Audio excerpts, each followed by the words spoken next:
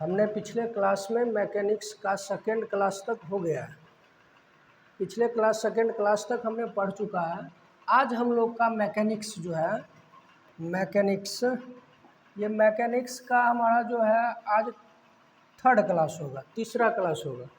बात समझ रहे हैं कि नहीं समझ रहे हैं? आज जो है वह थर्ड क्लास होगा और थर्ड क्लास में हम लोग जानेंगे कि और जो बचे हुए क्वेश्चन हैं उसको किस प्रकार से हो। हमने आपको बताया कि आप 4 से 5 क्लास कीजिए और आपका पूरा मैकेनिक्स हम ख़त्म कर देंगे। सभी चैप्टर से हमने क्वेश्चन उठाया है, पूरे मैकेनिक्स से क्वेश्चन उठाया। बात समझ में आई कि नहीं? 5 क्लास अगर आप पूर्णतः कर लेते हैं, आधा घंटा 1 घंटा से ज़्यादा नहीं है। अभी लगभग दोनों वीडियो आधे घंटा का है। इसलिए अगर पूरा मैकेनिक्स को ख़त्म करना है तो वह आपके लिए बहुत ही महत्वपूर्ण होगा। बात समझ रहे हैं कि नहीं? अगर आप बात करते हैं कि किस किस एग्ज़ाम के लिए इम्पोर्टेंट्स है, तो ये सभी एग्ज़ामों के लिए इम्पोर्टेंट्स हो जाएगा। इसलिए हम इसका नाम मास्टर क्लास के नाम से रखे हैं। बात समझ में आ रही है आपको कि नहीं आ रही है? जैसे मास्टर क्लास में देखिए ऑल एग्ज़ामों के लिए है, सभी एग्ज़ामों के लिए है। CGL, CHSL, MTS, JE, stenographer, constable, उसके बाद क्या है NTPC, ALP, technician, group D, RPF, RRB, JE, ये सभी एग्ज़ामों के लिए क्या है महत्वपूर्ण है। तो हम अगले क्वेश्चन पर चलेंगे। इससे पहले आप लोग सब लोग तैयार हो जाइए और कॉपी पेन को निकाल लीजिए। और जो हम क्वेश्चन बता रहे हैं, अगर जो क्वेश्चन नहीं आ रहा है तो बहुत अच्छा, नहीं आ रहा है तो उसे कॉपी में नोट डाउन करते चलिए, जिससे आपको कहीं भी किसी भी प्रकार का प्रॉब्लम नहीं होगा और हम सबको विस्तार पूर्वक समझेंगे। बात समझ में आ गई? चलिए अब हम लोग तीसरे क्लास पर चलते हैं। आज हमारा तीसरा क्लास होगा। सबसे पहला क्वेश्चन है बाबू कि what is the SI unit of force. बल का SI मात्रक क्या होता है? देखिए कितना लवली क्वेश्चन है, इसको हम लोग लवली क्वेश्चन बोलते हैं। जूल होगा? नहीं होगा बाबू। होगा? नहीं होगा। जूल नहीं होगा, ये नहीं होगा। क्या होगा बाबू? जरा सा ध्यान दीजिए। वाट होगा? ये भी नहीं होगा। तो क्या होगा बाबू? न्यूटन। बल का पूछ रहा है तो क्या होगा बाबू? न्यूटन। न्यूटन होता है। बल का मात्रक क्या होता है? न्यूटन। पास्कल होगा? ये भी नहीं होगा। हम लोग धीरे धीरे क्वेश्चन से आगे बढ़ेंगे। यानी ये क्वेश्चन तो आप लोग बच्चे में पढ़े होइएगा और जानते भी होइएगा, इसलिए ये क्वेश्चन आपको बहुत हल्का सा लगा होगा। ये कहाँ से आया है क्वेश्चन, जरा सा ये भी हम लोग समझ लेंगे। यूनिट एंड डायमेंशन से क्वेश्चन पूछा गया। बात समझ में आई कि नहीं आई? कहाँ से है? यूनिट एंड डायमेंशन से पूछा गया क्वेश्चन है। चलिए अगले क्वेश्चन पर हम लोग चलेंगे। तो अगले क्वेश्चन कह रहा है कि light year is a unit of which of the following. प्रकाश वर्ष निम्नलिखित में से किसकी इकाई है? प्रकाश वर्ष निम्नलिखित में से किसकी इकाई है? समय की? नहीं होगा। आप लोगों को इसके बारे में पता है। प्रकाश की तीव्रता की? नहीं होगा। तो क्या होगा? प्रकाश वर्ष दूरी को मापने के लिए सब क्लास में लगभग आ रहा है, यानी कि एग्जाम के दृष्टिकोण से यह बहुत ही महत्वपूर्ण है। द्रव्यमान का? नहीं होगा। बात समझ में आई कि नहीं आई? तो प्रकाश वर्ष निम्नलिखित में से किसके लिए उपयोगी है बाबू? प्रकाश वर्ष जो है वह उपयोगी जो है वह किसके लिए है? किसके लिए उपयोगी है बाबू? दूरी के लिए। ये कहाँ से आया क्वेश्चन? किस चैप्टर से पूछा गया है? यूनिट एंड मेजरमेंट से। बात समझ में आ रही है कि ना? चलिए अगले क्वेश्चन पर हम लोग चलेंगे, समझते हुए आगे बढ़ेंगे। कहता how many watts are equal to 1 horse power. 1 HP जो है वह कितने वाट के बराबर होता है? हाउ मैनी वाट्स यानी कितने वाट के बराबर होता है? क्या 1000 वाट के बराबर होता है? नहीं होता है। होता है? नहीं होता है। क्या 750 वाट होता है? नहीं होता है। 746 वाट होता है? हाँ बाबू यही होता है। कितना होता है? एक अश्वशक्ति बराबर कितना होता है? 746 वाट। और 550 वाट भी नहीं होता है। तो हम जरा सा इसके बारे में कुछ समझ लेंगे कि HP क्या होता है बाबू। ये आपको पीछे क्लास में भी हम लोग जाने थे। HP क्या होता है? तो HP का पूरा नाम होता है हॉर्स पावर। क्या होता है बाबू? Horse power. ये हॉर्स पावर हुआ। और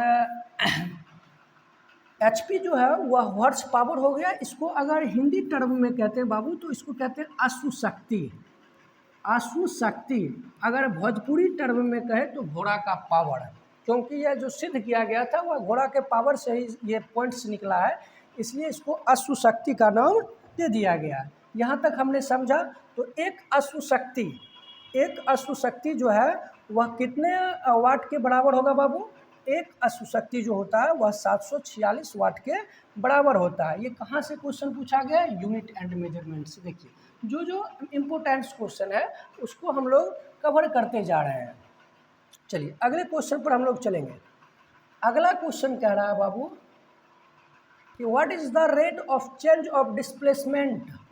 विस्थापन के परिवर्तन की दर को क्या कहते हैं? बताइए, विस्थापन में परिवर्तन की दर को क्या कहते हैं? बल कहते हैं? नहीं कहते हैं। ये नहीं कहते हैं। चाल कहते हैं बाबू? नहीं कहते हैं। तब क्या कहते हैं बाबू? त्वरण कहते हैं। क्या कहते हैं? त्वरण कहते हैं। वेग होगा? ये भी नहीं होगा। बात समझ में आया कि नहीं? विस्थापन में विस्थापन के परिवर्तन की दर को क्या कहते हैं? त्वरण कहते हैं। वेग में परिवर्तन की दर को, यहाँ डिसमिस हो गया बाबू, जरा सा ध्यान देना। क्या होगा? थोड़ा सा बाबू ध्यान देना। क्या ध्यान देने वाली बात है, जरा सा तुम लोग ध्यान देना कि कहता है विस्थापन के परिवर्तन की दर को क्या कहते हैं? तो विस्थापन के परिवर्तन की दर को हम लोग क्या कहते हैं? वेग कहते हैं। क्या कहते हैं? वेग कहते हैं। त्वरण ये सब नहीं होगा। तो विस्थापन के परिवर्तन की दर को क्या कहेंगे? वेग कहेंगे। क्वेश्चन पर ध्यान देते हुए हम लोग आगे बढ़ेंगे। किस प्रकार टाइप हो गया? The slope of A velocity time graph, वेग समय ग्राफ की ढाल क्या दर्शाती है? वेग समय ग्राफ की ढाल क्या दर्शाती है? दूरी को दर्शाती है, कि त्वरण को दर्शाती है, या विस्थापन को दर्शाती है, या बल को दर्शाती है? बताइए। The slope of velocity time graph, वेग समय ग्राफ की ढाल क्या दर्शाती है? तो वेग समय ग्राफ की ढाल क्या दर्शाती है बाबू? त्वरण को दर्शाती है। किसको दर्शाती है? वेग समय ग्राफ जो है वह किसको दर्शाती है? त्वरण को दर्शाती है। बहुत अच्छा बाबू। अगले क्वेश्चन पर चलेंगे। What does the area under velocity time graph represent? वेग समय ग्राफ के नीचे का क्षेत्रफल क्या दर्शाता है? नीचे का क्षेत्रफल बाबू क्या दर्शाता है? नीचे का क्षेत्रफल क्या दर्शाता है? वो विस्थापन दर्शाता है। क्या दर्शाता है? विस्थापन दर्शाता है। विस्थापन को दर्शाता है। क्या दर्शाता है? अभी तुरंत हमने पढ़ा वेग समय ग्राफ। वेग समय ग्राफ, देखिए दो तरह का क्वेश्चन अभी हमने जस्ट मारा है। इसमें ध्यान दीजिएगा, यहाँ पर जो क्वेश्चन दिया गया वेग समय ग्राफ दिया गया है कि नहीं दिया गया? कि नीचे का क्षेत्रफल क्या दर्शाता है? तो नीचे का क्षेत्रफल जो दर्शाता है वह विस्थापन दर्शाता है। जस्ट इसके पीछे हम लोग पढ़े कि वेग समय ग्राफ की ढाल क्या दर्शाती है? तो वेग समय ग्राफ की ढाल जो है वह दूरी को दर्शाती है। ओह यार, मिस बहुत ज़्यादा हो रहा है, क्या बात है जी। वेग समय ग्राफ की ढाल क्या दर्शाती है बाबू? दूरी को दर्शाती है। ध्यान रखिएगा, दूरी को दर्शाती है। हाँ ठीक है, आगे बढ़े बाबू, जरा सा ध्यान दीजिएगा। न्यूटन के गति के प्रथम नियम को किस नाम से जाना जाता है? न्यूटन के प्रथम गति नियम को किस नाम से जाना जाता है? Newton first law of motion is also known as law of momentum, संवेग का नियम? नहीं, ये नहीं जानते हैं। लॉ ऑफ एक्शन रिएक्शन, क्रिया प्रतिक्रिया नियम? नहीं, ये थर्ड लॉ हो जाता है बाबू। क्या हम इसे जड़त्व के नियम से जानते हैं? हाँ बाबू, किस नाम से जानते हैं? जड़त्व के नियम से जानते हैं। ऊर्जा का नियम नहीं है। बात समझ में आया कि नहीं? न्यूटन का जो प्रथम नियम होता है वह किस पर आधारित है? न्यूटन का जो प्रथम नियम है, न्यूटन्स फर्स्ट लॉ, वह किस पर आधारित है बाबू? न्यूटन्स फर्स्ट लॉ जो है वह आधारित है जड़त्व के नियम पर। बात समझ में आ गई आप लोगों को? आगे चले क्या? बहुत अच्छा बात। निम्नलिखित में से कौन सी राशि जड़त्व की माप है? जड़त्व की माप कौन सा है? बताइए, जड़त्व की माप कौन सा है? वेग होगा? नहीं होगा। वेग होगा? नहीं होगा। जड़त्व की माप पूछ रहा है, तो त्वरण होगा? नहीं होगा। द्रव्यमान होगा? हाँ बाबू, यही होगा। क्या होगा? द्रव्यमान होगा। भार होगा? ये भी नहीं होगा। अब हम समझते हैं कि आपने सर मार दिया द्रव्यमान, कैसे हुआ द्रव्यमान? तो निम्नलिखित में से कौन सी राशि जड़त्व की माप है? हमने मारा द्रव्यमान। अब देखिए, जड़त्व डिपेंड करता है कि यह वस्तु कितने द्रव्यमान का है, अर्थात द्रव्यमान जितना बढ़ेगा, क्या होगा बाबू? जितना द्रव्यमान बढ़ेगा, क्या बाबू? मास, जितना मास बढ़ेगा उतना ही उसका इनर्शिया बढ़ता है, उतना ही उसका क्या बढ़ता है बाबू, इनर्शिया, जड़त्व बढ़ता है। क्या बढ़ता है बाबू, जड़त्व बढ़ता है, उतना ही उसका जड़त्व बढ़ता है। ये बात को आप लोग ध्यान में रखिएगा कि निम्नलिखित में से कौन सी राशि जड़त्व की माप है, तो द्रव्यमान। कैसे हुआ, तो अगर हम मास को बढ़ाते हैं, यदि हम द्रव्यमान को बढ़ाते हैं तो हमारा इनर्शिया भी बढ़ता है, यानी कि जड़त्व भी बढ़ता है। इसलिए हम कहते हैं कि जड़त्व की माप क्या है, तो द्रव्यमान के लिए। बात समझ में आ रही है कि नहीं आ रही है? बहुत अच्छा बच्चे। कह रहा है F equal to the formula F equal to M A is derived from Newton's. Newton के किस नियम से ये F equal to M A आ रहा है? न्यूटन के किस नियम से F बराबर एम ए सूत्र न्यूटन के किस नियम से प्राप्त होता है? तो हम लोग प्रथम नियम से नहीं, प्रथम नियम से जड़त्व का नियम आता है। बात समझ में आया कि ना? द्वितीय नियम से, हाँ बाबू, किस नियम से? द्वितीय नियम से। F बराबर एम ए कहाँ से निकलता है? न्यूटन के द्वितीय नियम से। तृतीय नियम से नहीं बाबू, क्रिया के प्रति विपरीत प्रतिक्रिया, ये भी नहीं होगा। बात समझ में आई कि नहीं आई? तो F बराबर एम ए सूत्र न्यूटन के किस नियम से प्राप्त होता है? तो द्वितीय नियम से। बात समझ में आ गई होगी, आशा है कि बहुत अच्छे से समझ में आई होगी। जबरदस्त क्वेश्चन पूछ दिया। रॉकेट का प्रणोदन किसके सिद्धांत, किसके संरक्षण के सिद्धांत पर कार्य करता है? Rocket propulsion works on the principle of conservation of. Rocket का प्रणोदन किसके संरक्षण के सिद्धांत पर कार्य करता है? द्रव्यमान पर नहीं बाबू, द्रव्यमान पर नहीं होगा, ऊर्जा पर नहीं होगा बाबू। किस पर होगा? रेखीय संवेग पर। किस पर होता है? रैखिक संवेग पर। और यहाँ पर क्या है बाबू? कोणीय संवेग, ये भी नहीं होगा। तो सर ये कैसे हो गया? रॉकेट का प्रणोदन किसके संरक्षण पर सिद्धांत करता है? तो आपने मार दिया लीनियर मोमेंटम, यानी रैखिक संवेग। कैसे यह कार्य करता है? तो जब कोई वस्तु ऊपर की ओर सीधी दिशा में, रेखीय दिशा में, किस दिशा में? लीनियर दिशा में, लीनियर अगर जिसका डायरेक्शन रहे, यानी कि रैखिक दिशा में अगर यह ऊपर की ओर चलती है तो इसके जड़ में संवेग जो है वह संरक्षित रहता है। जब कोई रॉकेट ऊपर की ओर उड़ना प्रारंभ करती है तो इसके जड़ में क्या रहता है? संवेग संरक्षित रहता है, और यह संवेग से नीचे की ओर बल लगाती है और ऊपर की दिशा में रेखीय संवेग निकालती है, यानी कि इस ऊपर की दिशा में सीधे उड़ती है। तो हम किस नाम से जानेंगे बाबू? तो अभी हम किसके बारे में बात करें? रेखीय संवेग कहलाता है। रॉकेट का प्रणोदन किसके संरक्षण सिद्धांत पर कार्य करता है? तो लीनियर मोशन पर कार्य करता है, रैखिक संवेग पर कार्य करता है। बात हमने समझ गया। चलिए आगे क्वेश्चन पर चलते हैं।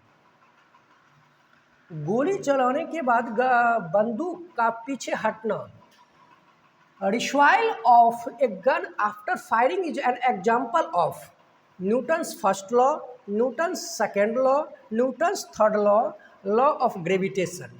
यानी कि क्या होगा बताइए? प्रथम नियम, द्वितीय नियम, तृतीय नियम या चतुर्थ नियम? क्या होगा? गोली चलाने के बाद बंदूक पीछे की ओर हटना, यह किस नियम से है? तो तृतीय नियम से। बाबू किस नियम से है? तृतीय नियम से। प्रथम नियम नहीं, द्वितीय नियम नहीं, ग्रेविटेशन का नियम नहीं, तो क्या होगा बाबू? न्यूटन्स लॉ होगा। बात समझ में आ रही है कि नहीं आ रही है? बात पूरा समझ में आ रही है? चलिए अगले क्वेश्चन पर हम लोग चलते हैं। तो कहता है what is the capacity of doing work called. कार्य करने की क्षमता क्या कहलाती है? बताइए, कार्य करने की क्षमता क्या कहलाती है? शक्ति नहीं, शक्ति नहीं होगा। क्या होगा? बल नहीं होगा, संवेग नहीं होगा, तो क्या होगा बाबू? ऊर्जा होगा। अब देखिए हम इसको समझ लेते हैं, याद रखने के पॉइंट्स के व्यू से हम लोग समझ लेते हैं। कार्य करने की क्षमता की बात बोला। क्या बोला बाबू? कार्य करने की क्षमता, कैपेसिटी ऑफ डूइंग वर्क। जरा सा ध्यान दीजिएगा, क्या कहा? Capacity of doing work. तो इसका मतलब क्या होता है? यानी कि आप किसी कार्य को करते हैं, अगर हमने आपको बोला कि नूनू रे पढ़ो, 5 घंटा तुम पढ़ा, 6 घंटा पढ़ा, 7 घंटा पढ़ा, तो वो तुम्हारा क्या हुआ? कार्य करने की क्षमता हुआ। क्या हुआ बाबू? कार्य करने की क्षमता हुआ। तो कार्य करने की क्षमता तभी आती है जब आपके पास क्या हो बाबू? ऊर्जा हो। जब आपके पास क्या हो बाबू? ऊर्जा हो। इसलिए हम लोग कार्य करने की क्षमता को क्या कहते हैं? ऊर्जा कहते हैं। नो डाउट्स, बात समझ में आ गई? एकदम लॉलीपॉप की तरह चलेंगे। बात समझ रहे हैं कि नहीं? एकदम लॉलीपॉप। चलिए अगले क्वेश्चन पर हम लोग चलेंगे। अगले क्वेश्चन में कह रहा है what is the energy stored in stretched rubber band, खींचे हुए रबर बैंड में कौन सी ऊर्जा संचित रहती है? Kinetic energy, potential energy, heat energy, sound energy, बताइए कौन सा होगा? गतिज ऊर्जा होगा, गतिज ऊर्जा होगा, या फिर पोटेंशियल एनर्जी स्थितिज ऊर्जा होगा, हीट एनर्जी उष्मीय ऊर्जा होगा, या साउंड एनर्जी, कौन सा होगा बताइए? जरा सा इसका जवाब बताइए। बाबू, नूनू, सोना, अगरबत्ती, आप लोग बहुत होशियार हैं। यानी कि खींचे हुए बेंड में कौन सी ऊर्जा संचित रहती है? गतिज ऊर्जा नहीं, वो खींचा हुआ ही है, वो निकला नहीं है बाबू। जब तक वह निकलेगा नहीं तब तक उसके साथ नो छेड़छाड़। बात समझ में आया कि नहीं आया? गतिज ऊर्जा नहीं होगा, उष्मीय ऊर्जा नहीं होगा। बात समझ में आ रही कि नहीं? इसमें तो ध्वनि अभी तक तो कोई पता ही नहीं है, तो ध्वनि ऊर्जा होगी ही नहीं। क्या होगा बाबू? स्थितिज ऊर्जा। क्या होगा बाबू? स्थितिज ऊर्जा। ध्यान में रखना है, ये किसका उदाहरण हो जाएगा? स्थितिज ऊर्जा। खींचे हुए band stored in stretch rubber, याद रखिएगा इस पॉइंट्स को, आप लोग याद रखिएगा। खींचे हुए रबर, खींचे हुए रबर। बात समझ में आई कि नहीं? तो इसमें कौन सी ऊर्जा संचित रहती है? इसमें जो है वह स्थितिज ऊर्जा संचित रहती है। चलिए अगले क्वेश्चन पर हम लोग चलेंगे। बहुत अच्छा क्वेश्चन आ गया बाबू। देखिए, what is the commercial units of electrical energy? What is the commercial unit of electrical energy? विद्युत ऊर्जा का व्यावसायिक मात्रक क्या होता है? ये कहाँ से क्वेश्चन आया तो हम जरा सा समझ लेंगे। यह वर्क एनर्जी एंड पावर से आया हुआ क्वेश्चन है। बात समझ रहे हैं कि ना? वर्क एनर्जी एंड पावर से आया हुआ क्वेश्चन है कि विद्युत ऊर्जा का व्यावसायिक मात्रक क्या होगा? वाट होगा? नहीं होगा। वाट होगा बाबू? नहीं होगा। तो क्या होगा सर? वाट अगर नहीं होगा तो क्या होगा सर? क्या जूल होगा? ये भी नहीं होगा। तो जूल अगर आप लोगों को सब पता है, हम लोग पीछे क्लास कर चुके हैं। बात समझ में आएगी ना? जूल किसका है, वाट किसका है, वाट कहाँ से आया? एम्पियर तो होता है लेकिन व्यावसायिक मात्रक नहीं है। विद्युत ऊर्जा का यह व्यावसायिक मात्रक नहीं है। तो क्या होगा बाबू? किलो वाट घंटा। व्यावसायिक मात्रक क्या होगा? KWH, KWH, किलो वाट घंटा। याद रखना है, किलो वाट घंटा, किलोवाट घंटा, याद रखना है, किलोवाट घंटा। विद्युत ऊर्जा का व्यावसायिक इकाई क्या है? किलोवाट घंटा। नो डाउट्स, बात हमें समझ में आ रही है? काजी समझ में आ रहा है कि ना जी? बात आ रही है कि नहीं? देखिए अब लॉलीपॉप वाला क्वेश्चन आ गया। क्या जी? लॉलीपॉप में क्या आया क्वेश्चन? एक उड़ते हुए पक्षी में कौन सी ऊर्जा होती है बताइए? क्या मज़ा आ रहा है जी? पक्का मज़ा आ रहा है? पक्का मज़ा आ रहा है? सही में मज़ा आ रहा है? हाँ, मज़ा आना चाहिए। अगर मज़ा नहीं आया तो आपको सज़ा करना पड़ेगा। काहे से कि कॉम्पिटिटिव एग्ज़ाम जो है वह दिन प्रतिदिन हार्ड होते जा रहा है। समझ रहे हैं कि नहीं? अगर आप एक साल लेट करते हैं तो आप बहुत आदमी से पीछे हो गए और आप पे लोड ज़्यादा बढ़ गया। समझे कि नहीं? इसलिए आराम से पढ़िए, मस्ती से पढ़िए, ध्यान दे के पढ़िए, इससे आपको फ़ायदा अधिक से अधिक होगा। चलिए अब हम आगे बढ़ें। एक उड़ते हुए पक्षी में कौन सी ऊर्जा होती है? अगर हम गतिज ऊर्जा कहें तो हाँ बाबू ये तो होता ही है। काजी होता है कि नहीं होता है? हाँ होता है, गतिज ऊर्जा इसमें होता ही है। क्या सर स्थितिज ऊर्जा होता है? हाँ सर ये भी होता है। एक उड़ते हुए में दोनों चीज़ रहता है। बात समझ में आई कि नहीं आई बाबू? बहुत अच्छे बच्चे हो आप लोग, बात समझ रहे हैं कि नहीं? ये भी होता है। हाँ चलिए ये भी हमने समझ लिया। कहता है कि both kinetic energy and potential energy, हाँ दोनों के लिए होगा। क्या होगा बाबू? ये दोनों के लिए अवेलेबल है। बात समझ में आया? यह दोनों के लिए अवेलेबल है, ये नहीं होगा। बात समझ में आ गया? यानी कि काइनेटिक एनर्जी और पोटेंशियल एनर्जी, गतिज ऊर्जा और स्थितिज ऊर्जा दोनों होता है। किस में? एक उड़ते हुए पक्षी में, गतिज ऊर्जा और स्थितिज ऊर्जा। A flying birds possess which types of energy? एक उड़ते हुए पक्षी में कौन सी ऊर्जा होती है? तो गतिज और स्थितिज, पोटेंशियल और काइनेटिक दोनों होती है। चलिए बहुत अच्छे। which friction the highest among these? इनमें से कौन सा घर्षण सबसे अधिक होता है? सबसे अधिक घर्षण किस में होगा बताइए? एस्थेटिक घर्षण में, कैनेटिक घर्षण फ्रिक्शन में, या रोलिंग फ्रिक्शन में, या ऑल ऑफ इक्वल, सभी में समान होते हैं। क्या होगा बताइए आप लोग? ज़रा सा बता दीजिए हमको।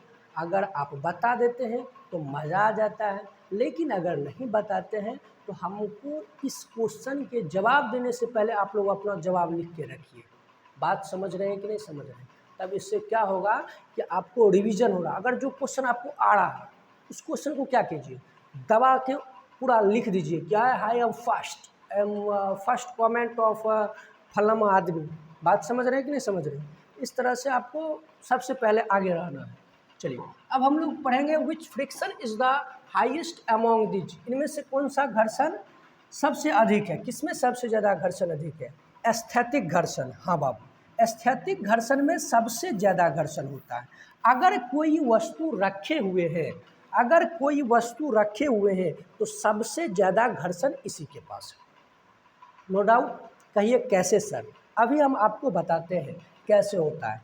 गतिज घर्षण ये भी नहीं होगा, सभी में समान ये भी नहीं होगा, रोलिंग घर्षण ये भी नहीं होगा। तो क्या सर आप कैसे बोल दिए कि सर एस्थेटिक फ्रिक्शन यानी एस्थेटिक घर्षण जो होता है उसमें सबसे ज़्यादा घर्षण होता है? चलिए अभी हम समझ लेते हैं। कैसे समझेंगे? ज़रा सा ध्यान दीजिएगा बाबू, ज़रा सा ध्यान दीजिएगा कि देखिए ये एक सरफेस सतह है। क्या बाबू? यह एक सरफेस है। अब इस पर हम लोग क्या किए कि एक बक्सा रख दिए। क्या रख दिए बाबू? एक बक्सा रख दिए। बात समझ में आ रही है कि नहीं आ रही है? इस पर क्या रख दिए बाबू? एक बक्सा रख दिए। फिर हमने एक सरफेस सतह लिया। क्या लिया बाबू? एक सरफेस सतह लिया। देखिए डिफरेंस बता रहे हैं आपको। क्यों गतिज घर्षण नहीं हुआ, एस्थेटिक घर्षण ही क्यों हुआ, इसको हम ज़रा सा समझ लेते हैं। अब देखिए यहाँ पर भी मैंने एक बक्सा रख दिया। क्या बाबू? हमने एक बक्सा यहाँ पर रख दिया, दोनों बक्सा को हमने रख दिया। अब आप लोग ज़रा सा ध्यान दीजिएगा। क्या ध्यान दीजिएगा? तो इस बक्सा, ये बक्सा गति में है यानी कि यह मोशन में है। क्या बाबू? यह मोशन में है, जबकि ये रेस्ट में है। क्या बाबू? विराम में है। किस में है? ये विराम में है। ये जो है वह विराम में है, और ये जो है बाबू वह यह किस में है? ये जो है यह मोशन में है। किस में है? मोशन में है, गति में है। किस में है? गति में है। तो ये जब गति में है बाबू तो अब इसमें तो घर्षण कम ही ना होगा, क्योंकि जो घर्षण पकड़ रहा था यहाँ पर कुछ ना कुछ इसकी अपेक्षा इसमें घर्षण क्या होगा बाबू? कम होगा। इसमें घर्षण कहीं ना कहीं कम लग रहा है, तब ने ये वस्तु आगे की ओर जा रहा है। और यहाँ पर देखिए घर्षण दबा के लग रहा है कि नहीं लग रहा है? यहाँ पर घर्षण क्या लग रहा है? दबा के लग रहा है। यही कारण है कि कौन सा घर्षण सबसे अधिक होगा? तो एस्थेटिक में सबसे ज़्यादा घर्षण होगा। बात आ गई समझ में? नो डाउट्स, बात पकड़ में आ गई। चलिए आगे बढ़ते हैं अगले क्वेश्चन पे। अगला क्वेश्चन क्या कहता है? देखिए बहुत अच्छा क्वेश्चन पूछा गया है। कहाँ से पूछा गया? फ्रिक्शन से। अभी ये जस्ट पीछे वाला भी क्वेश्चन फ्रिक्शन से ही था क्या? हाँ फ्रिक्शन से ही था कि नहीं था बाबू? नहीं था तो जरा सा इधर ध्यान दे दीजिएगा, तब आपको फ्रिक्शन मिल जाएगा। बात समझ में आ रही है कि नहीं आ रही है? हाँ तो अगले क्वेश्चन हम लोग चलेंगे कि मशीनों में स्नेहक लुब्रिकेंट्स का उपयोग क्यों किया जाता है? Lubricants are used are mechanics to. क्यों यूज किया जाता है? घर्षण को बढ़ाने के लिए। लुब्रिकेंट कहते हैं बाबू जो मोबिल वोबिल देखते हैं, मोबिल तो आप लोग देखते होइएगा, तेल और देखते होइएगा, लुब्रिकेंट उसी को कहते हैं। बात समझ में आ रही है कि नहीं? तो मशीनों में स्नेहक का उपयोग क्यों किया जाता है? तो घर्षण बढ़ाने के लिए। तो हम मोबिल का प्रयोग इसलिए नहीं करते हैं घर्षण बढ़ जाए। घर्षण को हम लोग कम करने के लिए लुब्रिकेंट का प्रयोग करते हैं। बात समझ में आया कि नहीं आया? क्यों करते हैं? तो घर्षण को कम करने के लिए कहते हैं। मशीन को ठंडा करने के लिए, मशीन को ठंडा करने के लिए भी नहीं करते हैं। क्या मशीन को रोकने के लिए? नहीं, ये भी नहीं होगा जी। होगा? नहीं होगा जी। मज़ा आ गया कि नहीं आ गया? क्या मज़ा आया? पक्का मज़ा आया, सच में मज़ा आया। चलिए तो कहता है घर्षण को बढ़ाने के लिए, घर्षण को कम करने के लिए, मशीन को ठंडा करने के लिए, मशीन रोकने के लिए। तो क्या होगा? घर्षण को कम करने हम लोग लुब्रिकेंट का जो प्रयोग करते हैं वह घर्षण को कम करने के लिए प्रयोग करते हैं। Lubricant are used in mechanics to. तो किसके लिए? डिक्रीज फ्रिक्शन, घर्षण को कम करने के लिए। बहुत अच्छे बच्चे, सबका जवाब सही आ रहा है। पृथ्वी पर जी का मान अधिकतम कहाँ होता है? ये बात तो आप लोगों को पता है जी, पक्का पता है, सच में पता है ना जी। ए पीला टी शर्ट तुम्हें को कह रहे हैं, बात समझ में आ रहा है कि नहीं आ रहा? ये पक्का पता है, हाँ सर पक्का पता है। चलिए, where is the value of G maximum on earth? पृथ्वी पर जी का मान सबसे अधिकतम कहाँ होता है? क्या भूमध्य रेखा पर? नहीं बाबू, ये तो नहीं होगा जी। आगे चलते हैं, पृथ्वी के केंद्र पर? ये भी नहीं होगा। तो कहाँ होगा सर? ध्रुव पर। कहाँ होगा सर? ध्रुव पर होगा। कहाँ होगा सर? ध्रुव पर होगा। क्या माउंट एवरेस्ट पर है? ये कौन सी बात बोल दिया तुमने? पृथ्वी पर जी का मान सबसे अधिकतम कहाँ होता है? तो ध्रुव पर। याद रखना, पोल पर। पोल किस पर होता है बाबू? पोल पर। एट अ पोल, यानी कि पोल पर इसका मान अधिक होता है। जी का मान सबसे अधिकतम कहाँ होता है? यहाँ पर। चलिए, बहुत अच्छे बच्चे। अब अगले क्वेश्चन पर हम लोग चलेंगे। पृथ्वी के केंद्र पर किसी वस्तु का भार क्या होता है? बताइए। पृथ्वी के अगर केंद्र पर मान लीजिए, क्या मान लिए? पक्का मान लिया। मान लो कि ये पृथ्वी है। काजी? काजी नहीं दिखाई दिया? काजी। अच्छा, मान लेते हैं कि ये हमारा पृथ्वी है, मान लिए। अब ये हम मान लिए, तो अब हमको इस पृथ्वी पर बताइए कि वस्तु का केंद्र पर, वस्तु के केंद्र पर, जरा सा ध्यान दीजिएगा कि केंद्र पर, अगर कोई वस्तु को केंद्र पर किसी वस्तु का भार क्या होगा? यानी ये पृथ्वी है और किसी वस्तु को हम यहाँ पर जाके रख दें। बात समझ में आ रहा है कि नहीं आ रहा? और वस्तु को जब हमने वहाँ पर रखेगा तो क्या होगा जी? पता है आपको जी? नहीं पता है जी?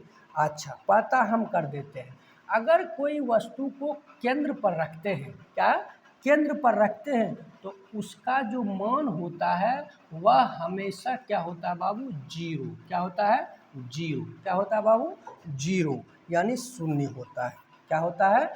अगर कोई वस्तु को केंद्र पर रखेंगे तो उसका मान क्या होगा? जीरो होगा। सतह के समान होगा? नहीं जी, ऐसा कैसे हो जाए? और ये भी बात गलत है, ये भी बात गलत है।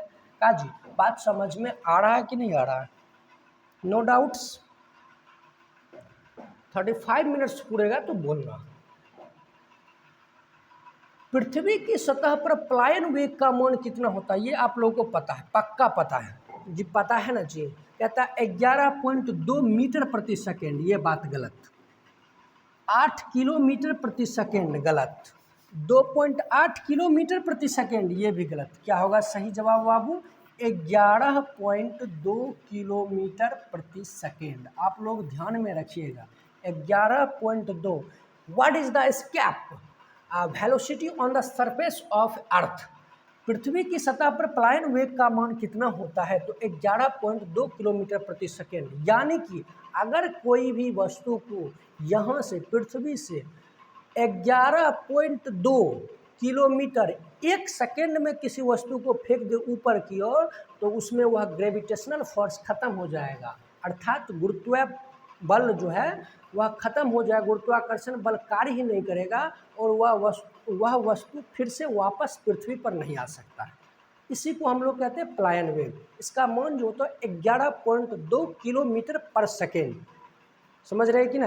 11.2 किलोमीटर प्रति सेकेंड, यानी 11,200 किलोमीटर अगर एक सेकेंड में किसी वस्तु को ऊपर की ओर फेंक दे, एक सेकेंड में इतना किलोमीटर ऊपर अगर फेंक देते हैं तो वह वस्तु फिर से वापस नहीं आता है। बात समझ में आ रहा है कि नहीं आ रहा है? तो वह फिर से वापस नहीं होता। इसी को हम लोग क्या कहते हैं बाबू? पलायन वेग कहते हैं। क्या कहते हैं? पलायन वेग। Escape velocity. क्या कहते हैं बाबू? Escape velocity. याद रखिएगा, स्केप वेलोसिटी इसी को कहते हैं 11.2 किलोमीटर पर सेकेंड। बहुत अच्छे। आप देखिए कितना आ गया लॉलीपॉप वाला क्वेश्चन। कहता है जी, गुरुत्वाकर्षण के सार्वत्रिक नियतांक का मान सबसे पहले किसने निकाला था? वाह, क्या गजब का क्वेश्चन। अब इसमें से 2-3 क्वेश्चन, अच्छा एक क्वेश्चन इसमें भी बनता है का जी? अच्छा चलिए आगे हम फिर कर लेंगे क्वेश्चन को। अभी पहले हम इसको समझते हैं। जी, जिसको हम लोग who calculate the value of G. G जो है यूनिवर्सल ग्रेविटेशनल कांस्टेंट है। तो जी का जो मान है सबसे पहले किसने निकाला था? ग्रेविटेशनल कांस्टेंट जो होता है, गुरुत्वाकर्षण नियतांक, इसको हम लोग कहते हैं ग्रेविटेशनल कांस्टेंट को गुरुत्वाकर्षण नियतांक, यूनिवर्सल ग्रेविटेशनल कांस्टेंट, सार्वत्रिक गुरुत्वाकर्षण नियतांक को किसने निकाला था? क्या हम न्यूटन मारे? तो नहीं जी, ये नहीं निकाला था, सर्वप्रथम इसने नहीं निकाला था। किसने निकाला था बाबू? Henry Cavendish. किसने निकाला था? हेनरी कैवेंडिश, याद रखना है। जी का सार्वत्रिक नियम किसने निकाला था? Henry Cavendish, no doubts. Galileo, ये तो बाबू कहाँ से तुम पूछ लिया। केपलर, ये भी नहीं होगा। क्या होगा बाबू? Henry Cavendish. Who is the calculator of value of universal gravitational constant first? तो सबसे पहले किसने निकाला था? तो हेनरी कैवेंडिश, याद रखिएगा। चलिए अगले क्वेश्चन पर हम लोग चलते हैं। अगला क्वेश्चन क्या लॉलीपॉप है? चंद्रमा पर किसी वस्तु का भार पृथ्वी पर उसके भार का डैश होता है। ओ यार, इतना लॉलीपॉप क्वेश्चन, इतना लॉलीपॉप कहीं क्वेश्चन पूछा जाता है जी। 1/2 गलत, 1/4 गलत, 1/6 हाँ बाबू यही होगा। क्या होगा? यही होगा, समान नहीं होगा। चंद्रमा पर किसी वस्तु का भार पृथ्वी पर उसके भार का क्या होता है बाबू? 1/6। अर्थात तुम यहाँ के 6 किलो का वस्तु, पृथ्वी का 6 किलो का वस्तु को लेकर कहाँ चल जाओ? तुम चंद्रमा पर लेके चल जाओ। कहाँ हम लेके चले जाएंगे बाबू? चंद्रमा पर ले जाएंगे। तो यही वस्तु वहाँ पर जाके जो हो जाएगा वह कितना हो जाएगा? वह 1 किलोग्राम का हो जाएगा। बात समझ में आ रहा है कि नहीं आ रहा है? जो 6 किलो का वस्तु है उसको चंद्रमा पर वह 1 किलो का हो जाता है, मतलब 1/6 का होता है। कितना होता है? 1/6। अगर इसको हम 6 से गुना कर दें, देखिए कट के क्या आता है बाबू? 1 ही आता है। तो इस बात को हम लोग ध्यान रखेंगे कि अगर कोई वस्तु, चंद्रमा पर किसी वस्तु का भार पृथ्वी पर उसके भार का 1/6 होता है। कितना होता है? 1/6, याद रखना है। अगर कोई वस्तु 1 kg का है तो चंद्रमा पर वह वस्तु 6 kg का हो जाएगा। चलिए आगे के क्वेश्चन पर हम लोग चलेंगे। आगे का क्वेश्चन हम लोग का हो जाएगा कि अभिकेंद्री बल की दिशा क्या होती है? बताइए, बहुत ही अच्छा क्वेश्चन पूछ दिया। केंद्र की ओर, केंद्र से दूर, स्पर्श रेखा के अनुदिश, इनमें से कोई नहीं। क्या होगा बताइए? What is the direction of centripetal force? Centripetal, अभिकेंद्री बल की दिशा क्या होती है? टुवर्ड्स सेंटर, केंद्र की ओर, अवे फ्रॉम सेंटर, केंद्र से दूर, अलोंग टेंजेंट, स्पर्श रेखा के अनुदिश, नन ऑफ दिस। कौन सा होगा बताइए? क्या होगा जवाब बाबू? आप लोगों को पता है कि जब अभिकेंद्री बल जो होती है वह केंद्र की ओर बल लगाती है। अभिकेंद्री बल क्या होती है बाबू? केंद्र की ओर बल लगाती है। इसको हम जरा सा समझ लेंगे थोड़े से शब्दों में कि अभिकेंद्री बल वह केंद्र की ओर क्यों बल लगाती है, किस प्रकार बल लगाती है। जरा सा यहाँ ध्यान दीजिएगा कि मान लीजिए ये एक वृत्त है, इसको हम मान लें तो क्या है बाबू? वृत्त है। अगर हम इस वृत्त पर, क्या होगा बाबू? इस वृत्त पर गोल गोल घूमे, क्या होगा? क्या करें बाबू? गोल गोल अगर हम घूमते हैं, इस वृत्त पर अगर हम गोल गोल घूमते हैं, क्या करेंगे बाबू? गोल गोल घूमेंगे। जब हम गोल गोल घूमेंगे तो इसके केंद्र की तरफ बल लगेगा। आप लोग गोल गोल घूम के एक बार हमको दिखाइए, बात समझ रहे हैं कि नहीं? अभी सब खड़ा होइए और गोल गोल घूमिए, गोल गोल घूमिए, ऐसे ऐसे ऐसे ऐसे गोल गोल घूमिए। जब आप गोल गोल घूमिएगा तो आप देखिएगा कि इस तरफ आपका झुकाव अधिक है। क्या बाबू? इस तरफ आपका झुकाव अधिक है। जब आपका झुकाव केंद्र की ओर होता है तब उस बल को हम लोग क्या कहते हैं बाबू? अभिकेंद्री बल। क्या कहते हैं बाबू? अभिकेंद्री बल। जरा सा ध्यान रखिएगा। तो उस बल को हम लोग क्या कहते हैं? अभिकेंद्री बल। क्या कहते हैं? अभिकेंद्री बल। बात समझ में आया कि नहीं आया? स्पर्श रेखा के अनुदिश नहीं होगा, ये भी नहीं होगा और ये भी नहीं होगा। क्या होगा बाबू? केंद्र की ओर। बात समझ में आ रहा है कि नहीं आ रहा है? चलिए आगे चलते हैं। कहता है दूध से मलाई निकालने वाली मशीन किस सिद्धांत पर कार्य करती है? क्या हुआ? कहता है दूध से मलाई निकालने वाली मशीन किस सिद्धांत पर कार्य करती है? अभिकेंद्री बल, अपकेंद्री बल, गुरुत्वाकर्षण बल और फ्रिक्शन। क्या होगा बताइए? अभिकेंद्री बल नन, ये नहीं होगा बाबू। क्या होगा? गुरुत्वाकर्षण, ये का है तुम ऑप्शन दे दिया। और फ्रिक्शन, ये भी नहीं होगा। फ्रिक्शन यहाँ कहाँ से आया? तो कौन सा? सेंट्रीफ्यूगल फोर्स यानी अपकेंद्री बल। ध्यान दीजिएगा, कौन सा बल बाबू? अपकेंद्री बल। याद रखिएगा, कौन सा बल? अपकेंद्री बल। अपकेंद्री बल कहलाता है। दूध से मलाई निकालने के लिए अपकेंद्री बल। अब हम लोग समझेंगे अपकेंद्री बल किस प्रकार कार्य करता है। जरा सा हम लोग समझेंगे कि अपकेंद्री बल, जैसे कि अगर दूध से मलाई निकाला जाता है तो उसका मशीन जो होता है वह गोल आकार का होता है। लगभग मान लीजिए, हमने मान लिया क्या है बाबू? गोल है। क्या है बाबू? गोल है। इसको हमने गोल मान लिया। मान लिया, पक्का मान लिया, तुम भी मान लिया, हम भी मान लिया। ठीक है, हमने मान लिया कि ये गोल है। कहाँ चला गया लिखा हुआ?